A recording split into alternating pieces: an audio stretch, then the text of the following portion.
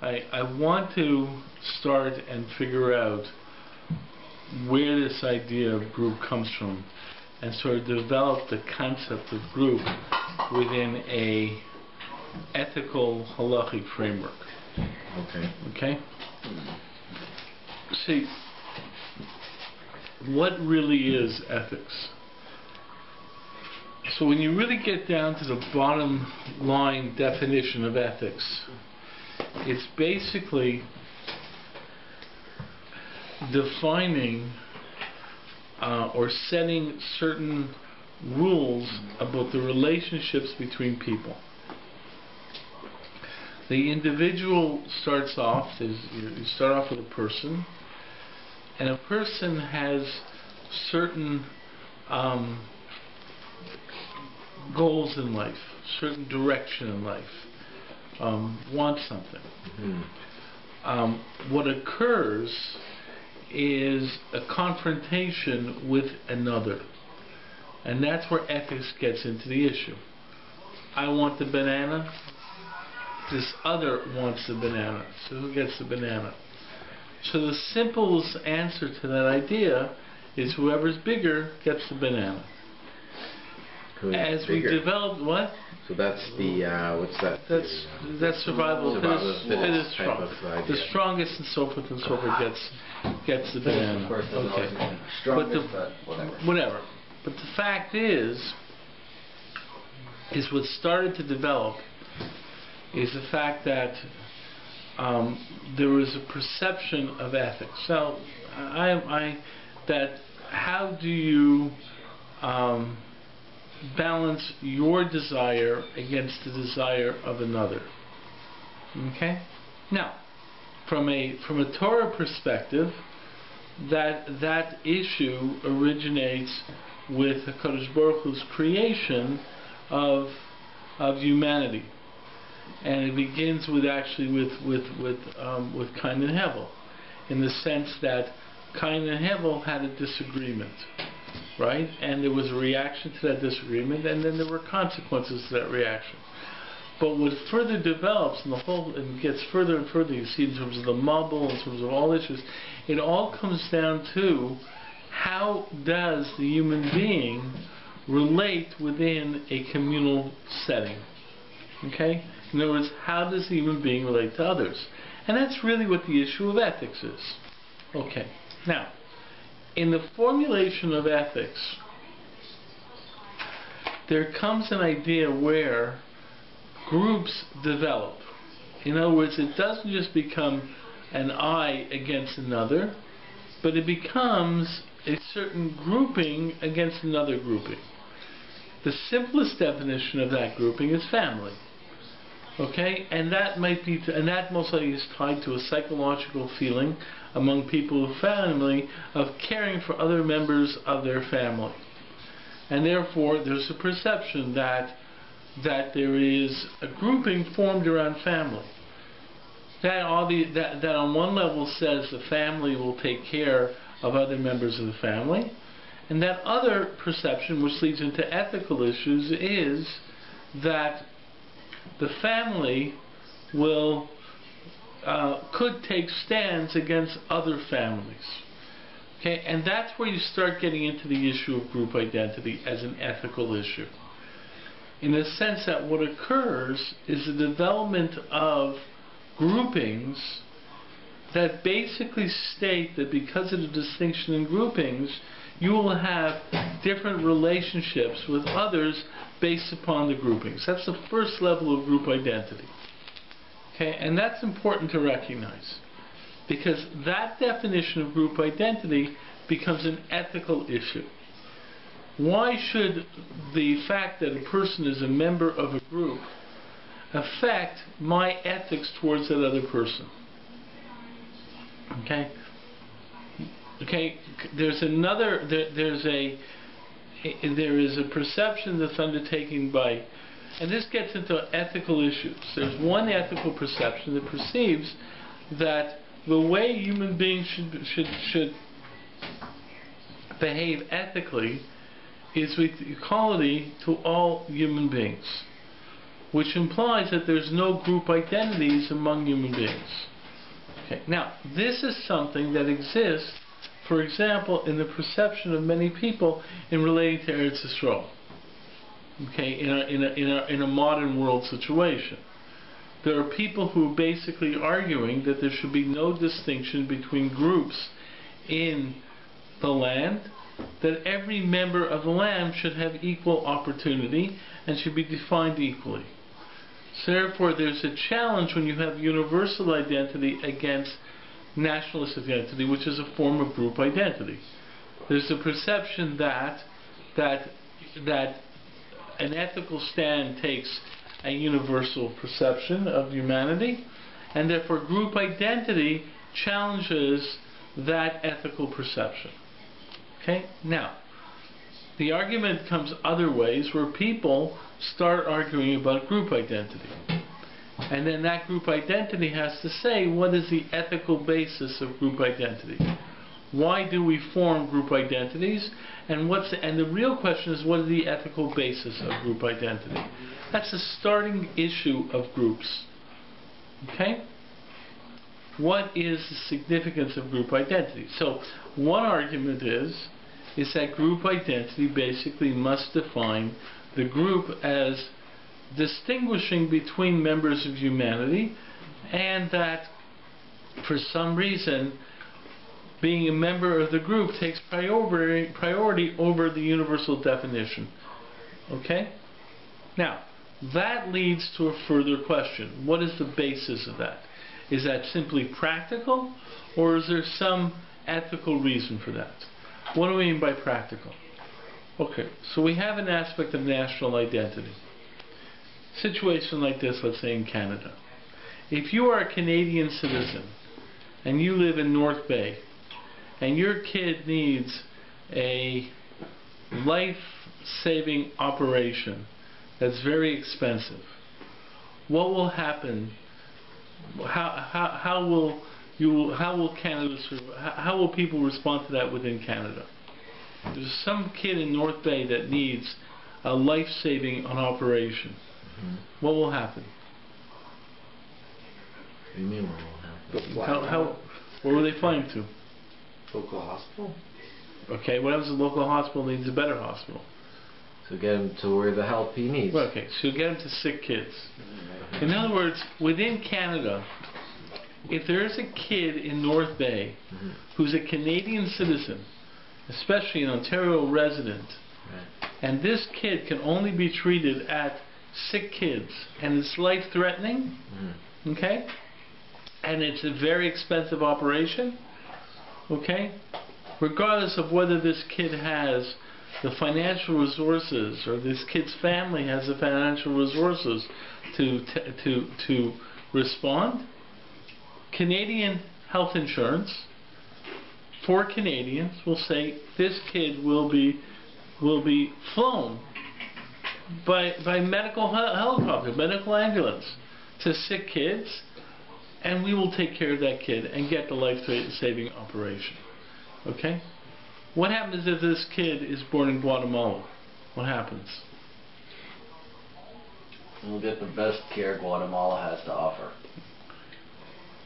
Will that kid be able to go to sick kids paid by the Canadian government? No.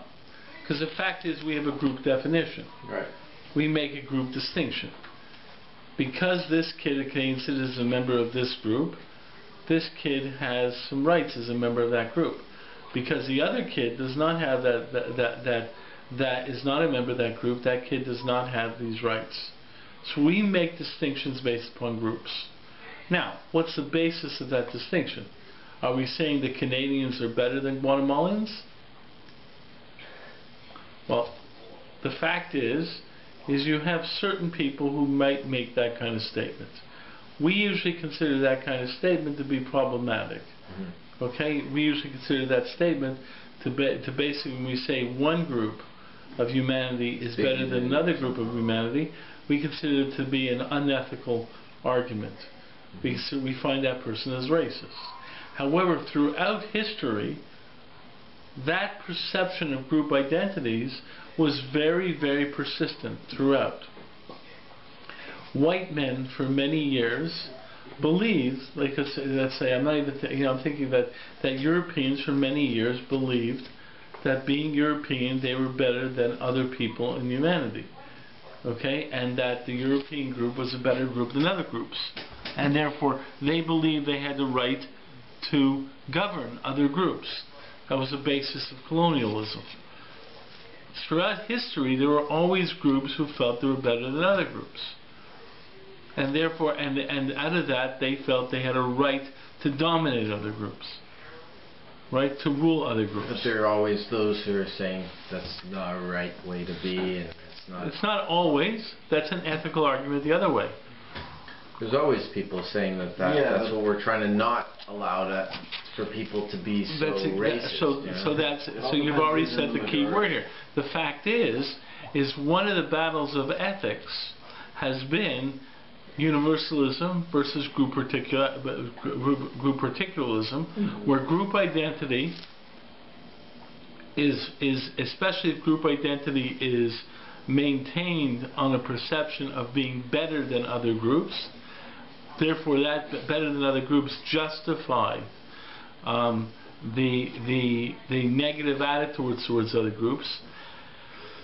And the fact is the argument against this is universalism, that no, we should not make group distinctions. The result of that is also a challenge on nationalism in general.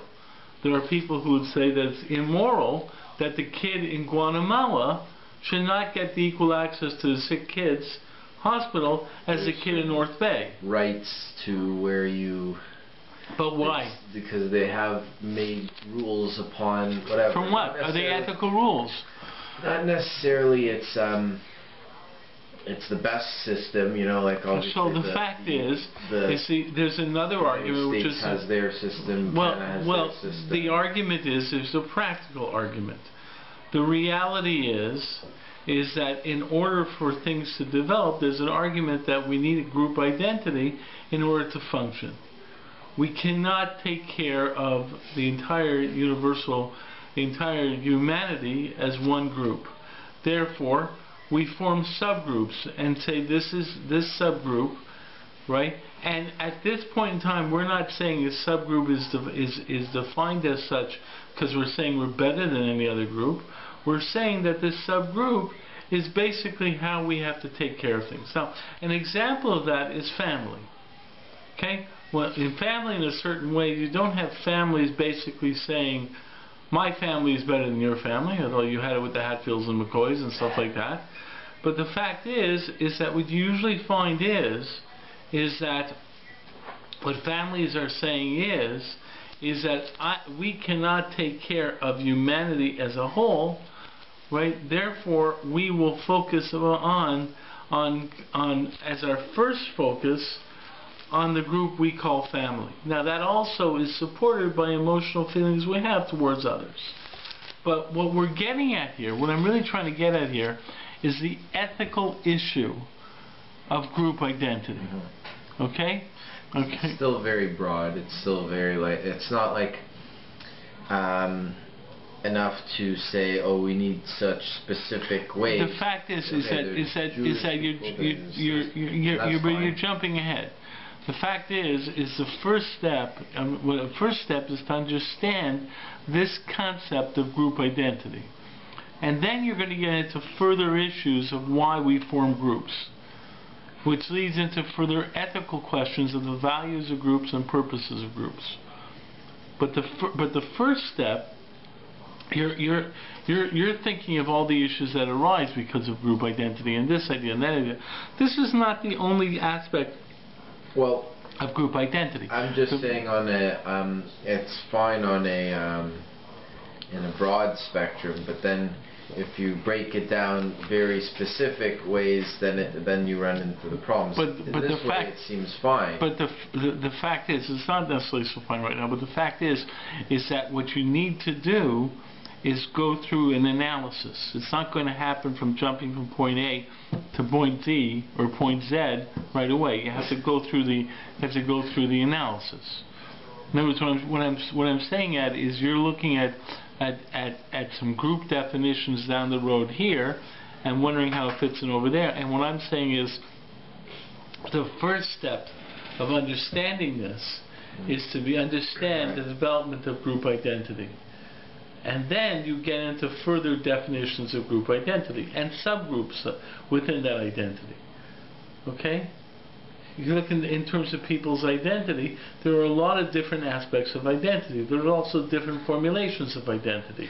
I mean, what you're doing is also comparing the way the world uses groupings and how it compares to Jewish systems of grouping. The first step is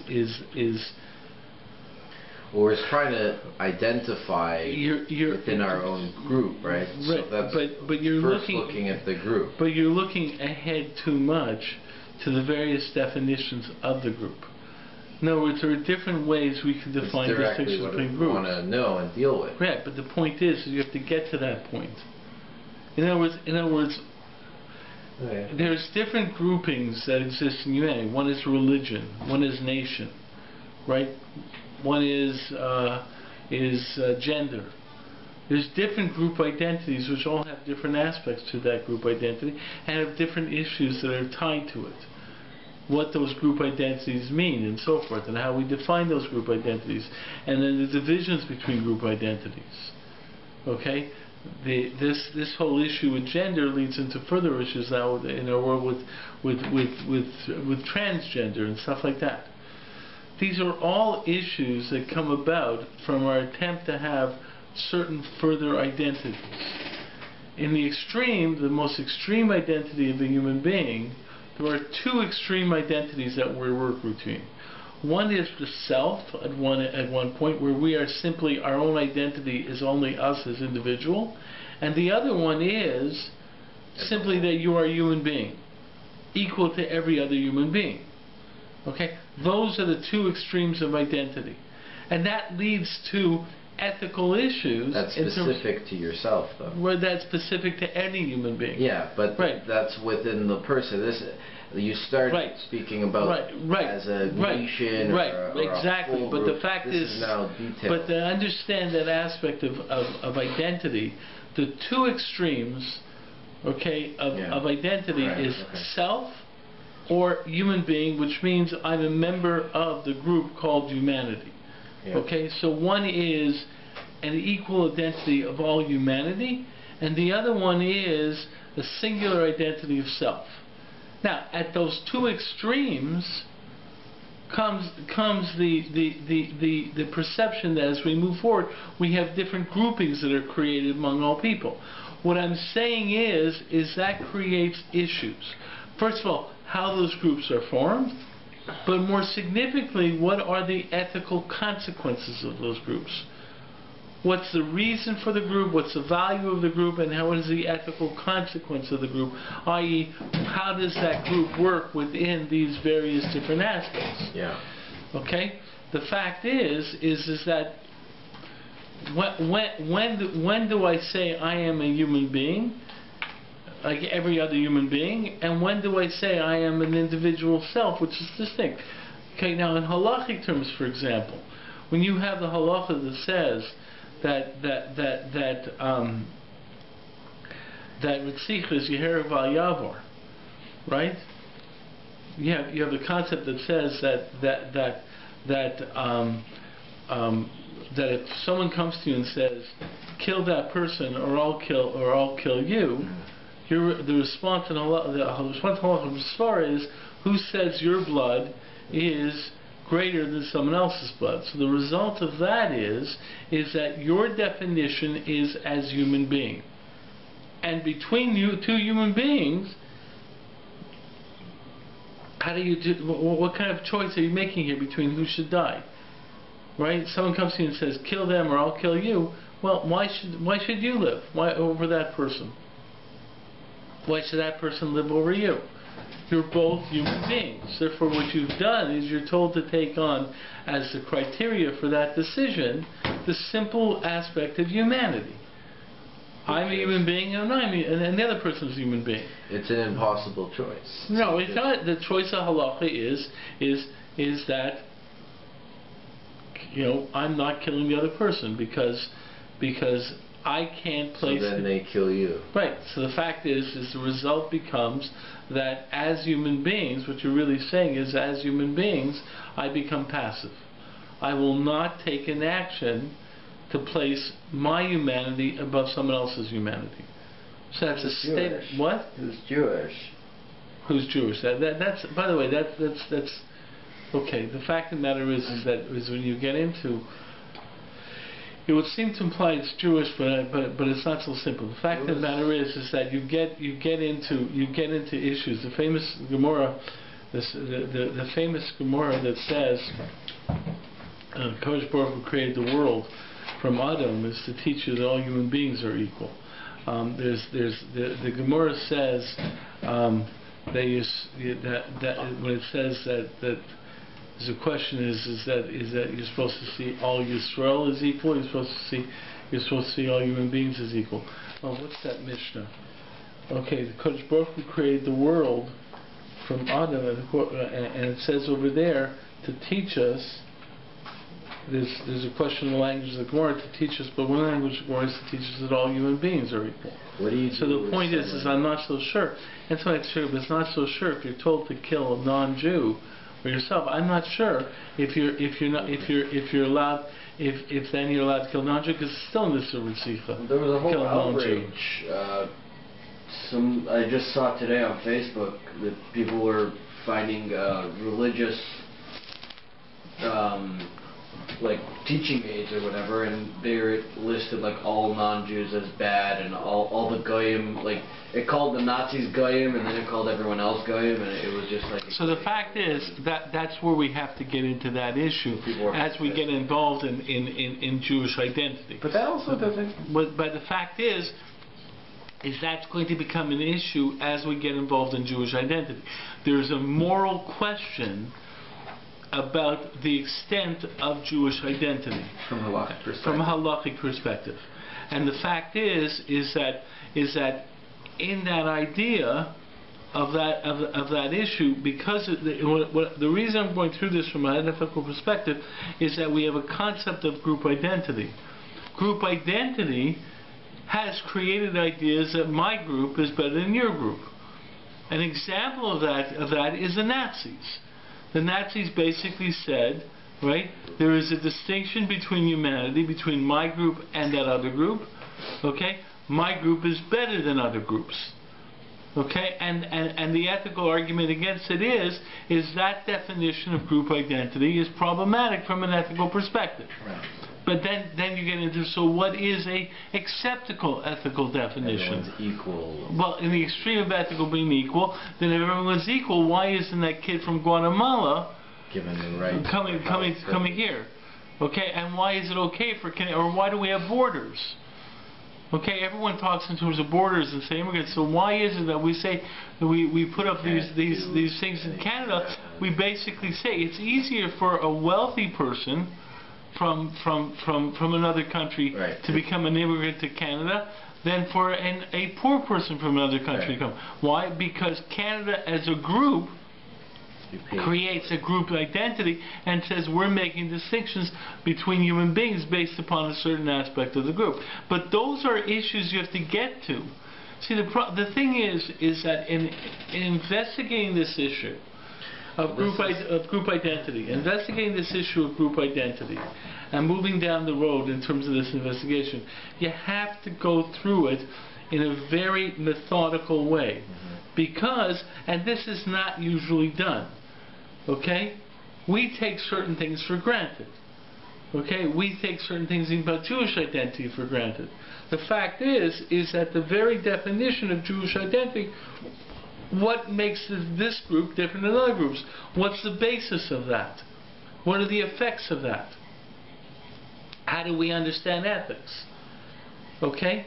And it really comes down to from understanding that original concept, okay, where we have self versus individual self versus the definition of myself as a human being, and the tension that exists as we go through that For example, let me finish up this definition. On one hand, I presented a halachic concept that says you are supposed to see yourself as another human being equal to any other human being. Therefore, in the law, if someone comes to you and says, put a gun to your head, if you don't kill that other person, I'll kill you. The answer is I can't kill the other person, because who says your blood is worth more than another person's blood? So what the Gemara's svara is that bottom line, you're all both human beings. Therefore, in that definition, in that case, you have to see yourself simply as two human beings. How do you choose between two equal entities? They're both human beings. Therefore, Sheval Tasa, I'm not going to do anything. What about the guy trying to kill you? Are you allowed to kill him? That's a different case. That's a case of Is he considered equal? That's not considered equal. It's a good case. The person's trying to kill you, then that's considered to be a case of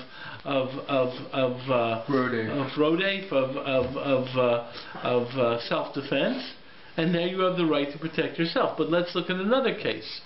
Okay, the case of Rabbi Akiva and the canteen in the desert. You have a canteen of water. Okay, there's only enough water for one person, then you have it, and there's another person there. So the answer is, Rabbi Akiva says, you keep the canteen. Why? Chayecha kodem. Your life comes first. So what is Rabbi Akiva doing in that case? He's saying, in that case, you should protect yourself. In that case, that definition of self it already makes you different. So we have two definitions. One is self, which is just me as an individual, having priority over any other individual because the priority of my own self. And then we have another definition, which is the definition of humanity. So the fact is we are presented in halacha with a case where you are supposed to see yourself as equal human being with any other human being, and another case where you are supposed to see yourself as a self and distinct from anyone else. Okay? And having priority to yourself. Chayecha Kodem says you have priority. Why is that? Okay. So now you're beginning to ask those real questions. Okay? Here you have two responses in the halacha. Okay? And which means the halacha is giving value to both perceptions. It's saying in some cases you should see yourself as any other human being, and in the certain case you see yourself as the priority of self.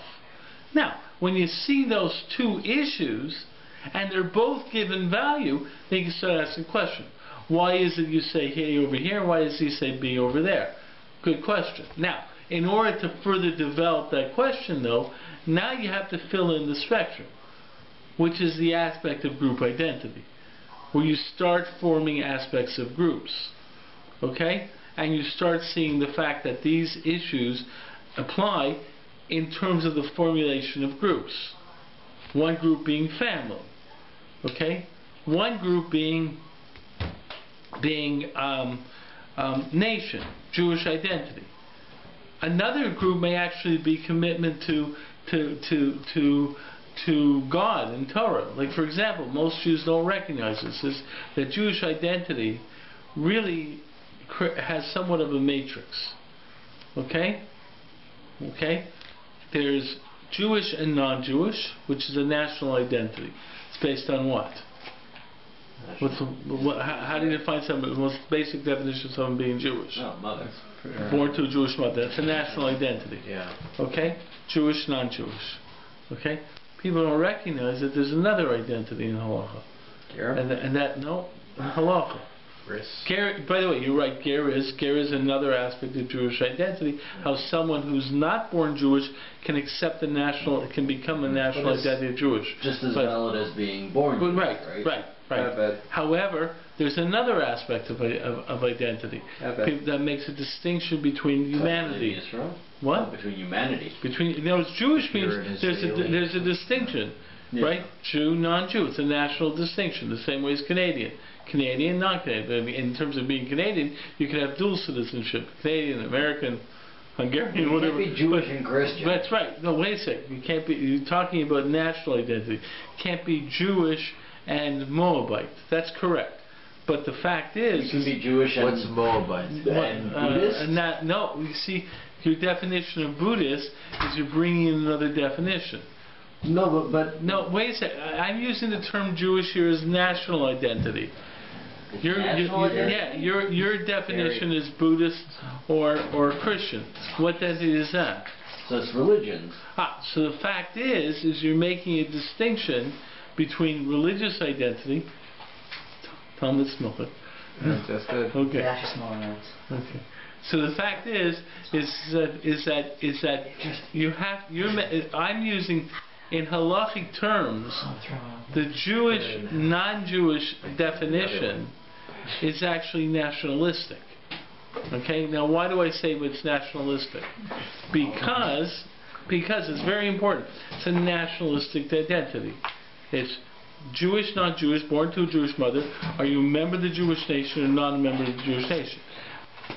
What Alex said was you can also convert. The truth of the matter is conversion is a little bit of a problem, but what you're really doing is you're saying you're becoming a member of the Jewish national. So it's like becoming Canadian and renouncing your American citizenship. Right, something like that. However, there is another definition. The other definition that we often don't recognize is the religious definition. Are you a believer in Torah or not a believer in Torah? You can be Jewish but not care about anything at all. Wait a second. You could be Jewish. You could be Jewish and not believe in Torah, right? And that's one definition, right? So we have two different Jewish definitions. You can be a Jew and a believer, that still and falls a Jew under your mother being. That's right. That's a national. Jew is. Wait a sec. Jew is a national definition. Right. Okay. You can be a Jew who is a believer in Torah, and you can be a Jew who is not a believer in Torah. But I don't think that's national definition. You as a national definition. No, you're right. The fact of the matter is a national definition is both, and I'm making a distinction between the national definition.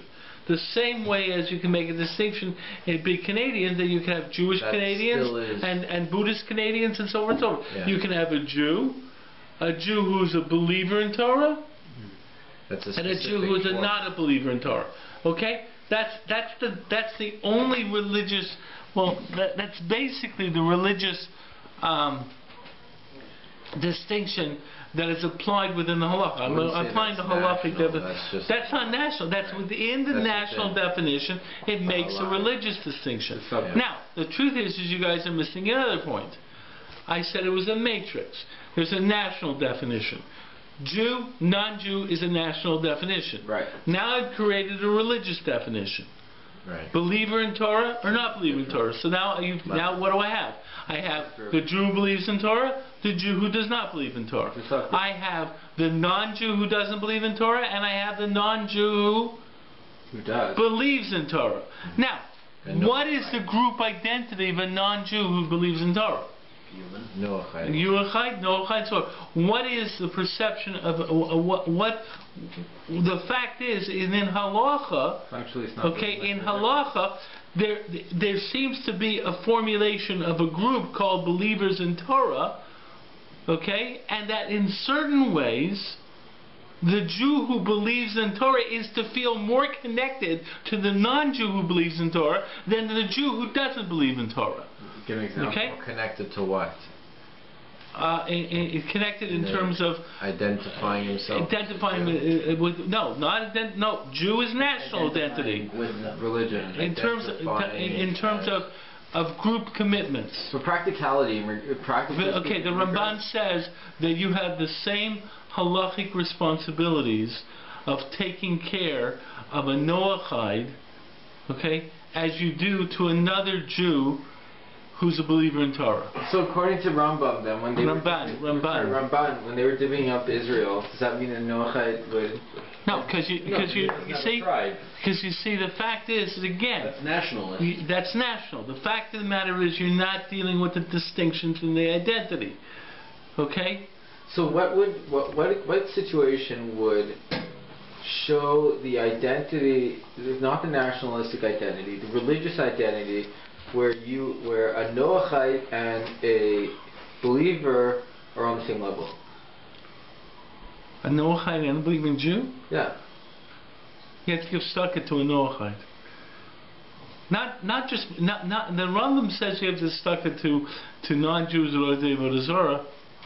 He says with Jews you have commitments to a Noachite equal than you have to believing Jews in terms of helping them out, in terms of assisting them.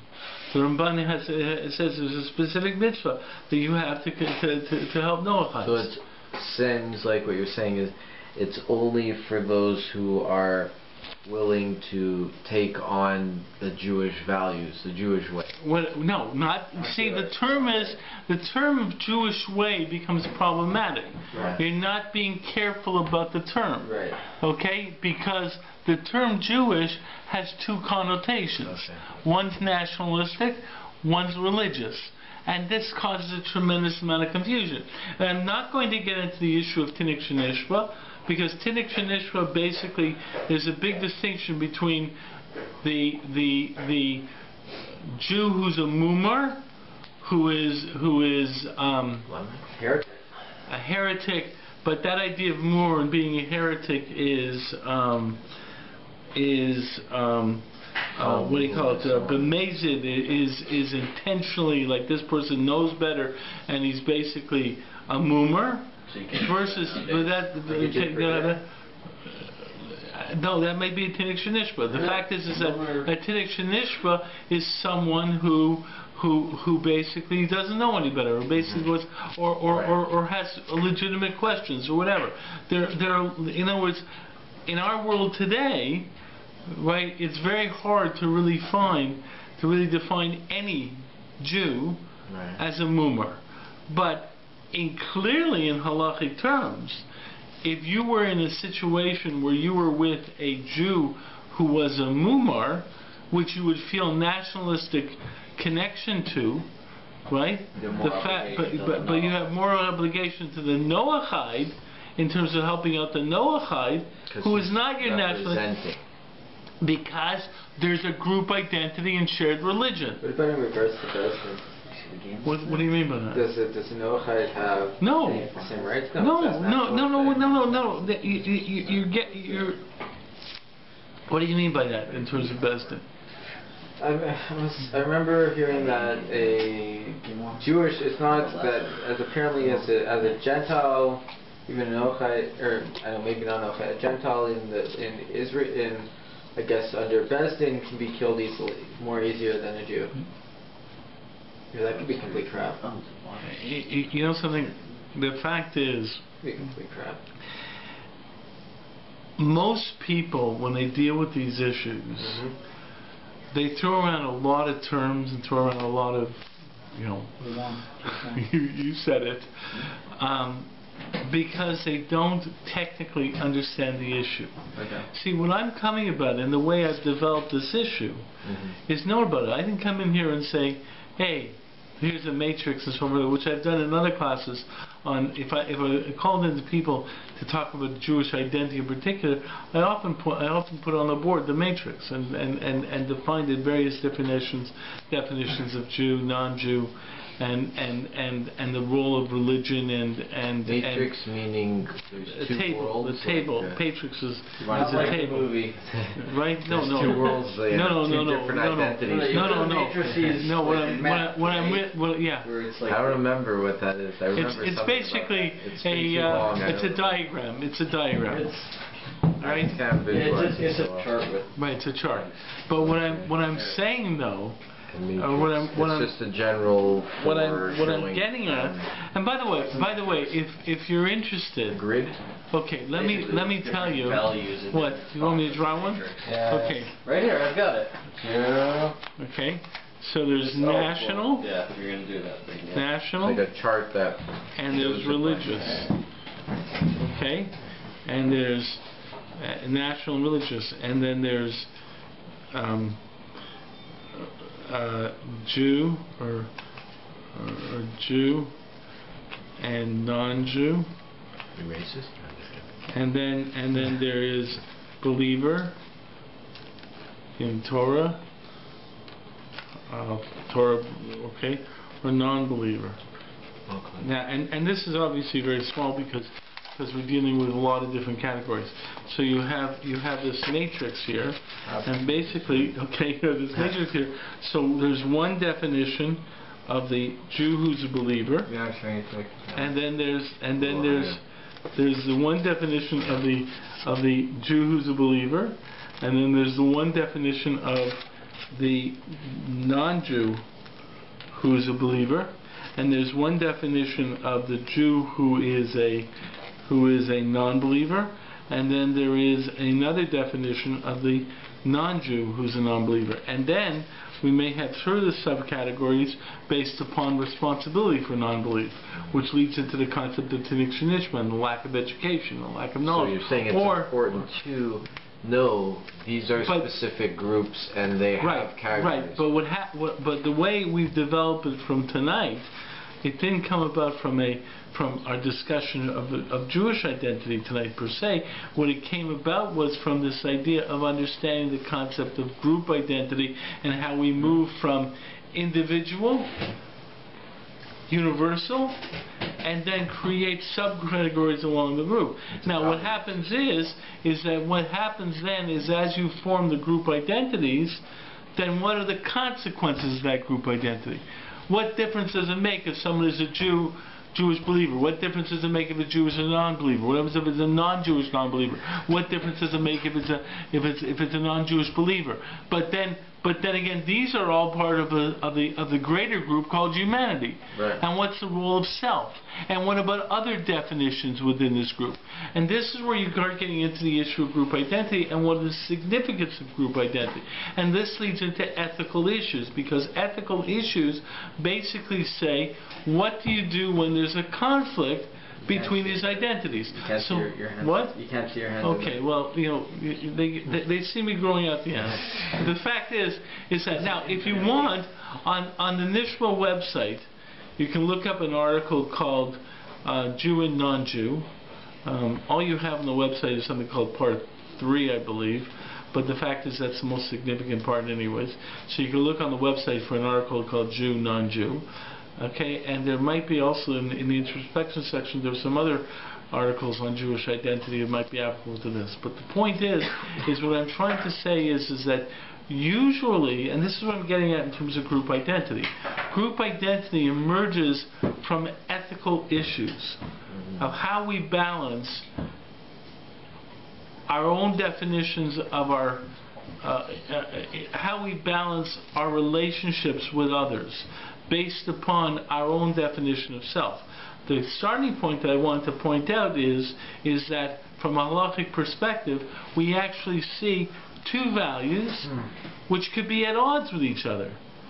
The value that says yourself is most important, chayecha kodem, and the value that says that all human beings are equal in definition. And the fact is that you're asked a good question. So when do you apply A and when do you apply B? It's a further analysis.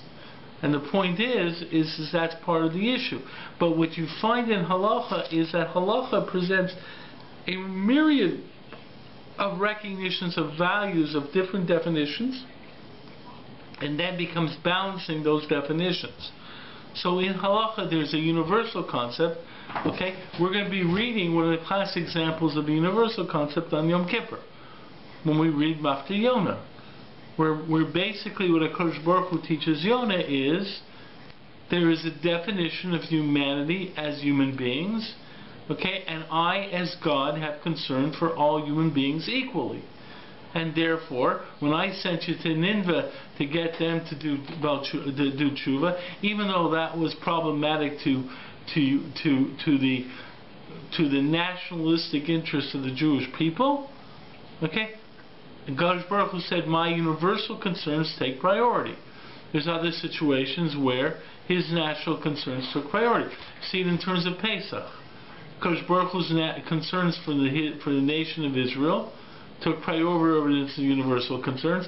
When the Malachim started wanting to share, when the Egyptians were drowning, because Baruch Hu said, wait a second, for you have to be in terms of the universal perception. So these are part of the problems. Okay? And the fact is for many people, they don't understand a lot of these issues. And that's why we're going to get into this in terms of group identity, how we balance issues. One of the problems is we ourselves don't even understand our group identities. Right. Okay? In terms of the nationalistic, in terms of the term Jewish, does it mean religion? I.e., there's Jews, there's Christians, there's Muslims, there's Buddhists, or does it mean nation? Well, the truth of the matter is when you really refer to it, the word Yisrael really refers to a national identity within a perception of a certain religious concept, which is the belief in Torah Sinai. Okay? Okay. So anyways, this is where we're going to be going. So you guys we're going to talk about the halachic. We have to go through them, but to get to them, you have to understand the movement of the halachic. And also you begin to understand the differences in halachic viewpoints. There's a lot that has to do with the definition of the group identity. Okay. Okay?